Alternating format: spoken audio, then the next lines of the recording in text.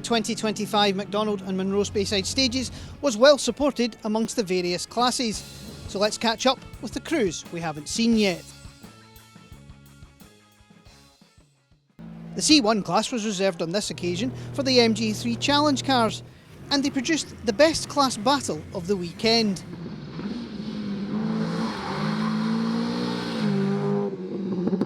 Making his first gravel start, it was a difficult morning for Lachlan Hunter and Richard Simmons. Fifth MG3 after Cooper Park, the gravel stages brought a return of the brake issues that had plagued their run at Cadwell Park. They did what they could in service, but were unfortunately forced out with a double puncture and broken wheel on the second Forest Loop. Eco-fastest in class through the park, Thomas Milne and Neil Jeffrey set two fastest times in the woods, heading into service with a 7-second lead. Never mind. Car 56 going past there. Thomas Milne with Neil Jeffrey in the co-driver's seat. Then the sting in the tail. Disappearing into this dust cloud, they were caught out under braking and rolled out of the rally. Thankfully they were both unhurt and will be back to fight again on the next round of the MGs. That left a two-way fight for the lead, Ryan Walker and Craig Wallace squaring off against Robbie Wood and Stephen Brown. And it was the blue car that took the early advantage, fastest in SS3 by 15 seconds and firing into a 5-second lead. Top three times on the other tests kept them in the mix, lying second behind Milne and Jeffrey at service, despite a worry about the car overheating. And left three late here, well held, get around, and left over crest. And Walker was another driver on his first gravel rally, tied for the lead after the park. Ryan was loving the woods, setting three top three times out of 4 in the morning. That left them third, 3 seconds away from Wood and Brown. And after Milne and Jeffrey's off, Walker and Wallace headed into the final stage 1 second ahead of Wood and Brown after an SS7 charge. That just left the final test, and it was the black car that suffered, losing second gear and dropping 10 seconds to the blue car. That gave Wood and Brown the class win by 9 seconds.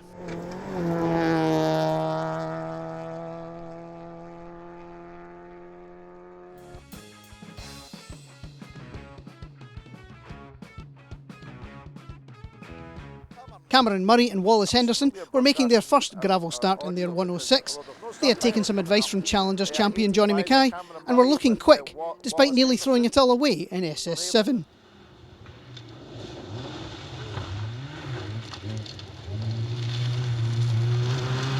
They survived, grabbing third in class.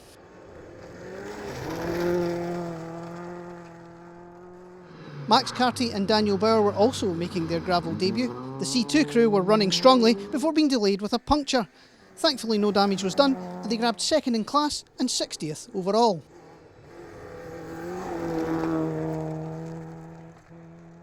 Niall Cowan Jr had joined forces with Gail White for the Speyside, back in his trusty MG ZR. What followed was a very clean day in the woods. The only big issue was half throttle in SS4. It didn't slow them much, still catching a car on the stage. The MG grabbing the class win and a solid 35th overall.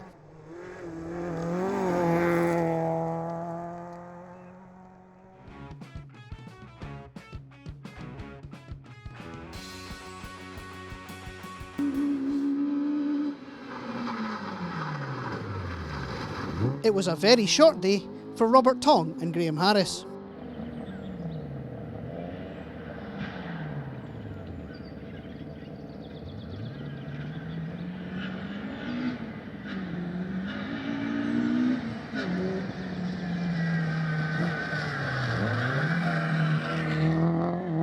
The Speyside was a resumption of the almost traditional battle between Alistair Brearley's Escort and John Brownie's Cadet. With new navigator Kenny Anderson alongside, Alistair started poorly with 2 spins in Cooper Park.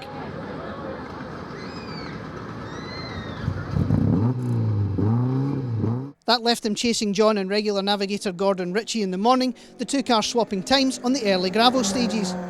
The afternoon belonged to Brearley, in his words, getting his act together, and they put on a late charge.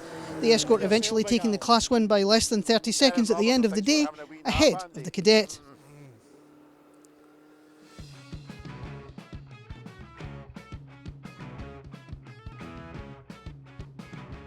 Mike Grant and Graham Kelman enjoyed another character-building weekend.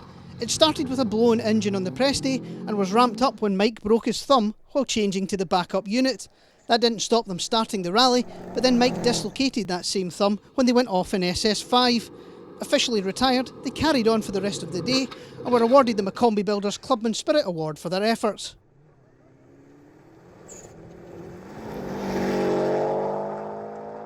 Third in class, it was yet another Speyside finish added to Neil Phillips and Pretz's already impressive CV. With fellow local David Law alongside, Neil put in another solid drive, guiding the veteran Subaru around to 54th overall at the finish.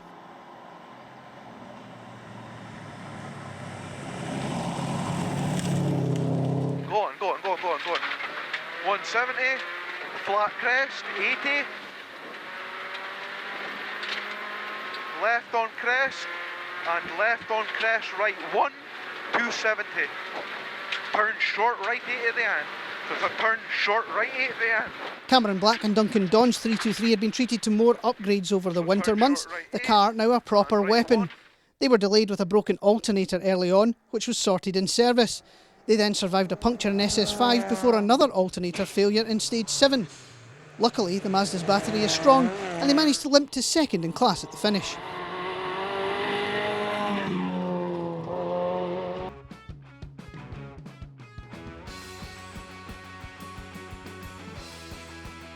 Whiskey in this area. Another young charger in a 106, Michael Thompson and Fraser McLeod decided to go one further than Murray and Henderson.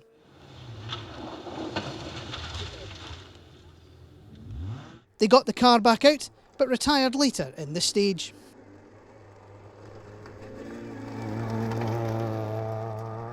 Rue Campbell was back in his heavily changed Sunbeam, navigated by Josh Patterson. It was a character-building day, surviving a puncture in SS3 and then battling an intermittent engine cutout from SS4 onwards. Despite all the issues, they managed to nurse the car home in 62nd overall.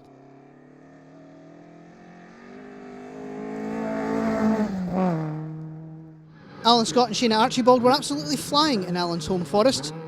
Battling for a top 30 position all day, they were mildly delayed by a small driveshaft issue that was quickly sorted in service. The rest of the day was very good, the class win, 30th overall, and a fantastic 4th SRC two-wheel drive car home.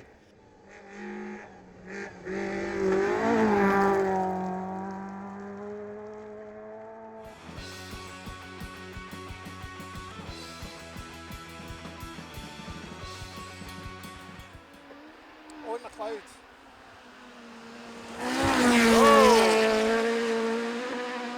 Gavin, that 205 a bit of welly. Owen McLeod and Brian Fogel made the most spectacular exit of the day.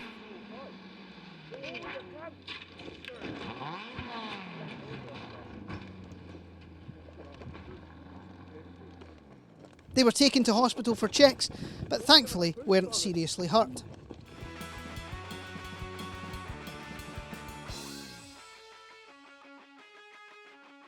Carol and Rob Chur were making their first Speyside start in many years. The Astra crew were running strongly, lying in 39th overall, before unfortunately retiring in SS7.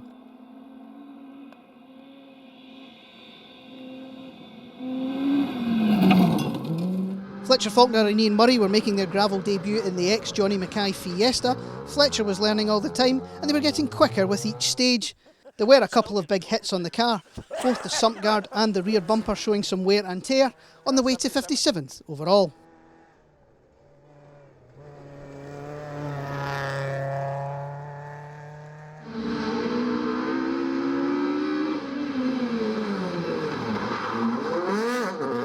It's been a long time since Andrew Forbes and Alex Hill have been out in the woods in their rapid Honda Civic. Some pre-event tuition from Matt Edwards helping to knock the rust off. On the day of the event, Andrew was unfortunately feeling a bit under the weather, although it didn't show in the stage times. Despite a puncture on the last stage, they finished 32nd overall and took the M3 win.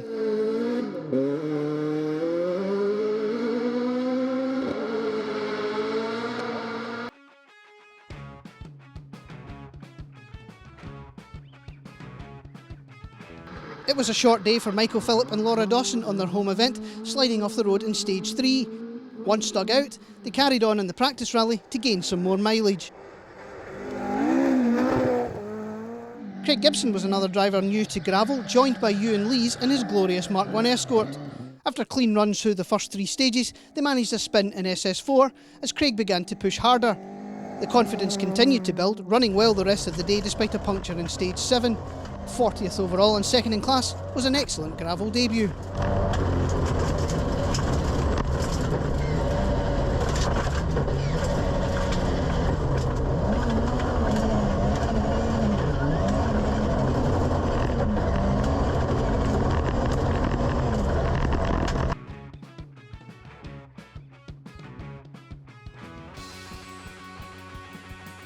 Scott Murray was joined in his dad's Mark II by local man John Shepherd. They had a fun day out, finding the limits of the big Escort a couple of times on the loose gravel. John saying the scariest moment was a lurid slide while on the rev limiter in 6th gear. They grabbed 31st overall, tying on time with their G&M teammates Andrew Forbes and Alex Hill at the end of the day. Yep, Scott Murray.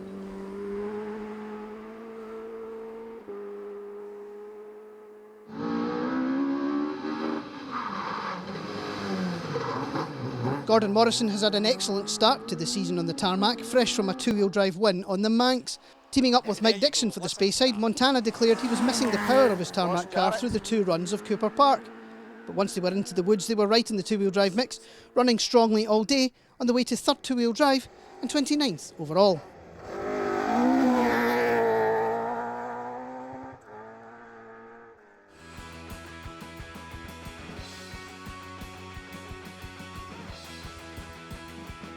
Unfortunately, Mike Moats and Gary McDonald retired early with a blown turbo.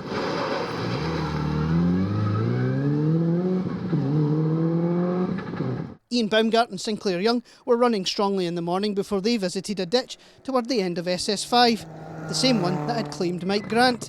Luckily for Ian and Sinclair, they were able to get the car out much quicker, only dropping 2 places overall in that stage. The Impreza ending the day in 26th overall.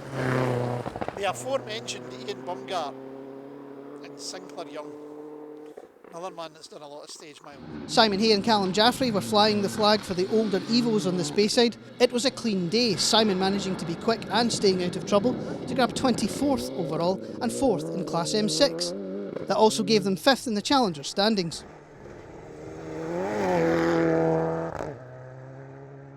Martin Erskine was teaming up with Peter Carstairs for the first time, the car also seeing some updates over the winter. It was a clean day for them as well, battling the entire event for top Challengers honours. 4th in the Challengers and 3rd in M6 was a good first run for the new partnership.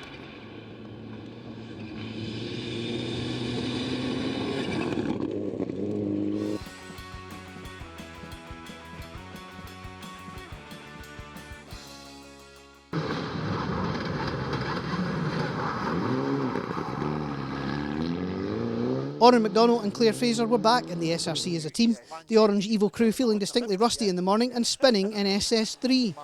The rest of the day was spent building pace, although the car was fighting back. A slack gear linkage and a throttle problem not helping their cause on their way to 27th. And it was also a difficult day for Oran and Claire's friends, Johnny Mackay and Rachel Matheson.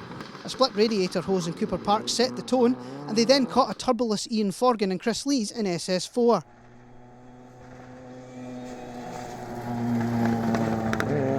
Then the intercom started playing up, the reigning Challengers champions eventually finishing 22nd.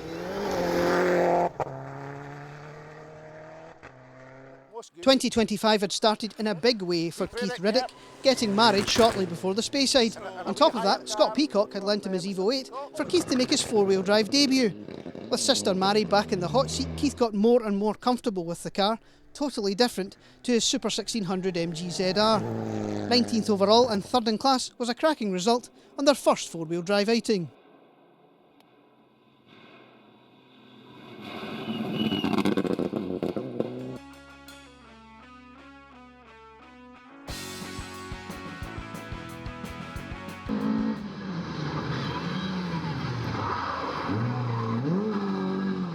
Keith Robertson and Ian Nicol were back in their very nice Forenza and looking to see how close they could get to the big historic Escorts. Running on wets in the park didn't slow them down much, and they were right on the top historic pace in the woods.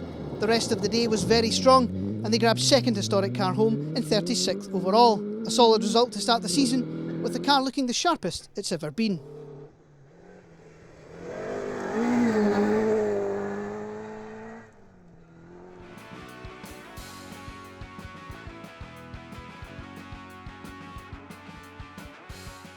Donald Brooker and Tony Booth were returning to BMW power after years in Subarus. The newly purchased E30 running solidly all day, although Donald had a list of changes he wanted to make by the end of the event. Fourth in class and 56th overall was their reward. Yeah, BMW. Immaculately prepared. Yeah. So what's happened to the legacy? Because he had the legacy. He that did have a built. legacy, I don't know.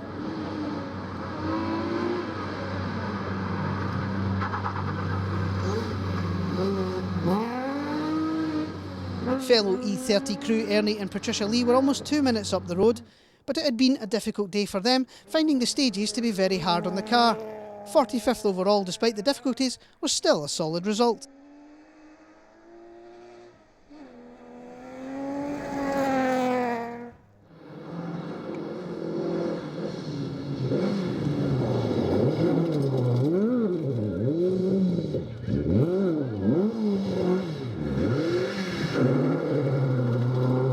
John Rantoul and Ross Hind were making their Scottish gravel debut in their historic Mark II. Learning with every mile, they really enjoyed their day, describing it as smiles for miles. Second in class and 38th overall was a good first SRC run in the car.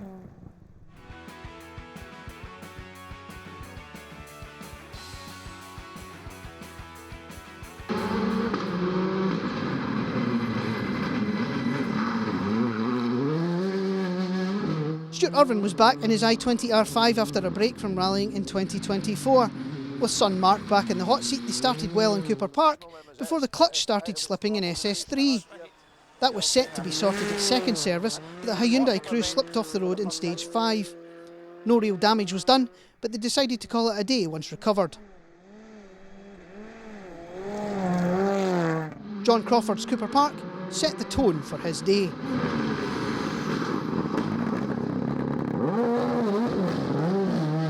John and co-driver Josh Davison managed to spin on every stage thereafter. John not very complimentary of his own driving, but despite it all they managed 25th overall at the end of the day.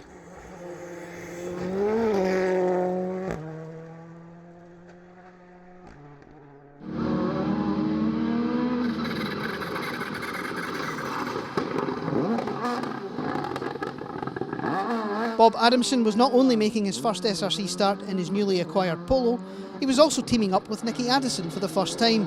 They stalled in Cooper Park and had an early spin in the woods, but Bob was loving the new car and getting on really well with Nicky. 21st overall and 10th in the biggest class of the event was a good first result as a team.